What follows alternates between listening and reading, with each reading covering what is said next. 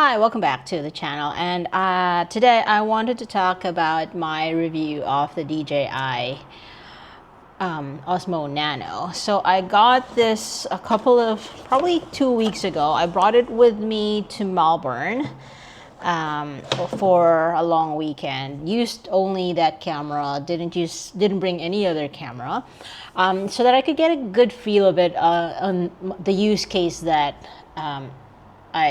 essentially how I use it in my vlogging. So, first of all, I like the POV part. Okay, I like that it came with the pendant, the lanyard, so that I can put it on my chest, and it becomes like gives me a hands-free opportunity to do POV shots. I like the size of it when it is split into two. Not so much when they are together, because it's quite big, let's be honest. But I don't have enough good reasons to keep this when I've got this, and I'm also shooting on my Osmo Pocket 3. Pretty much everything that I can do with the Nano, I can do on my Action 5. And I'll tell you a few reasons why I've decided that I'm just going to go ahead and return this to Amazon, where I purchased it. One, because, I mean, looking at them together, they're not, like, this isn't smaller than the Action 5 Pro, okay? When they are together, there is a lot of, I guess, real estate that this occupies. So I'm not that thrilled about it. Even when by itself, so this is the Vision Dock. This is the 5 Pro, okay?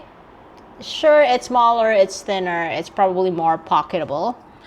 And in the same way, the pod itself is also, but when you look at it like that, it isn't really that small.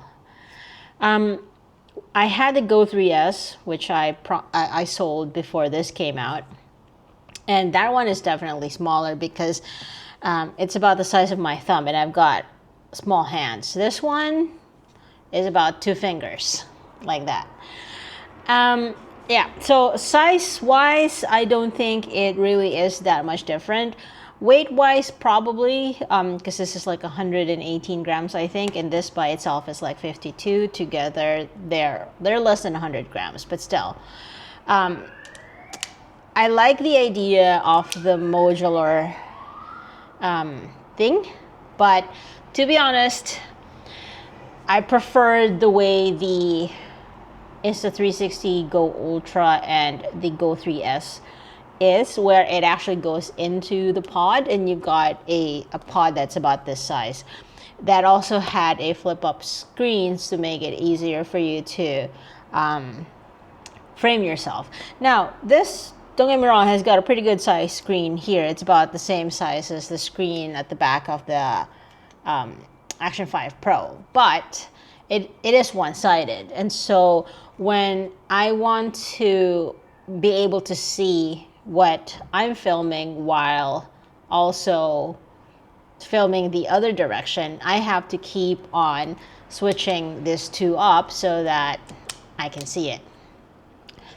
The other thing that I've noticed, because this has got, the one that I have has got a built-in 128 gig of internal memory, and then I've added a 128 gig SD card here on the side, which I think is a better upgrade than the Go 3S that I had before, because that didn't have expandable memory. But in saying that, you can't record directly onto the SD card even when the modules are together. Okay, it records first in the internal one, and then you need to offload it onto the SD card if that's where you want it to be, if you want to free up space onto the internal camera. Internal memory. So, yeah. Now, I still prefer that than the Go 3S not having that option at all and having to buy. I think here in Australia it was a $80 dongle to a fast reader for you to be able to transfer the files to your computer. So this is much easier than that. But in saying that, yeah, when I want to move the files from the internal memory onto the SD card, and if the modules are in this direction where the screen is facing me and the camera is facing the other direction, I actually still have to flip them so that it's the other way around. If I've got this on selfie mode where the screen and the lens is facing me and I want to transfer the internal memory content to the SD card, I have to flip them. So kind of annoying. The other thing that I also know is that when using the DJI mic, I've got the Mic 2. I think this is compatible with Mic 2, Mic 3 Mini, and the upcoming Mic 3 Pro. When I've got the microphone on, I can't preview what's on the screen. So let's say, for example, these are separated and I have this on my chest and I've got the microphone on me as well and it's turned on. I can't see what this is seeing on the Vision Dock, which defeats the purpose of the Vision Dock for me. You can see it when they're together and you've got the microphone on, but as soon as you separate these two, you don't have preview anymore. So yeah, you don't know if you're framing yourself. Yeah. The other thing that I've noticed, and I don't know if it's a fault of my microphone or whatever, or the Bluetooth connection, but I've noticed that if these two are separated and I have the microphone on, there is a delay in this picking up the sound, the audio. So what happens in several of my clips is that it clips the first few seconds of my audio. So I have to wait a bit before I start talking, otherwise the start of my sentence is cut off and you don't know what I'm talking about, like the first 2 seconds of it. But when they're together, I don't think there is a problem. So I suspect it's a Bluetooth thing that's causing the lag. So that's some of the issues that I've encountered with this, and so that's the reason why I'm not keeping it. Plus, again, I've got the 5 Pro. I've got 3 batteries for this. I've got the ND filters for this, so I don't really want to change up or sell them.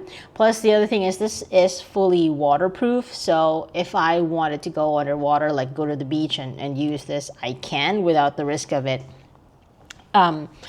being damaged. And I've got the screen to preview my framing while underwater. This is only waterproof with the actual camera. The Vision Dock is splash proof only, so you can't submerge this. So if you're a diver, if you like, snorkeling or things like that, you wouldn't be able to preview what your camera is seeing because it won't be on the Vision Dock. So that's another thing. Another thing that I don't like about this, because my settings are 4K 25 frames per second, and the shutter speed or the exposure is 1/50. So obviously there's motion blur, but that's for every single action camera, right? My gripe with that is because I have large files, the battery, the juice just dries up fairly quickly. So I have to walk around with a battery pack for me to be able to charge this. So while I'm using this, it's charging this, which I guess it's fine because like with this one, I can replace the batteries, but I still have to carry the batteries with me as an extra. But I don't know, I just feel like the battery life of this is definitely more than the Go 3S that I had from Insta360, but it's not that much better.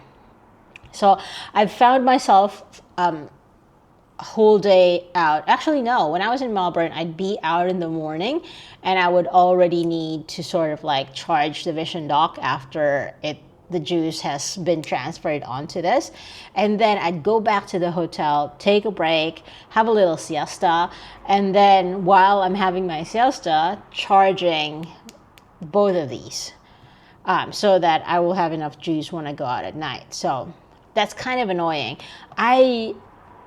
In the time that I've had my Action 5 Pro, which is like, almost a year now, I barely really have to change the battery when I have this. And again, I can't justify getting the Nano when I've got the 5 Pro and I've got the Osmo Pocket 3. So this is getting returned. Now there's rumors of a Pocket 4 coming up, and I'm thinking about it, but I don't really need an upgrade. My Pocket 3 works perfectly fine, but I will think about it because you know me. Anyway, those are my thoughts about the DJI Osmo Nano. Yeah, it's going back. Let me know if you've tried this before, if you're thinking of picking it up, why you're thinking of picking it up. If you do have it and if you're thinking of returning it, why are you thinking of returning it? And yeah, thanks so much for your time. Bye.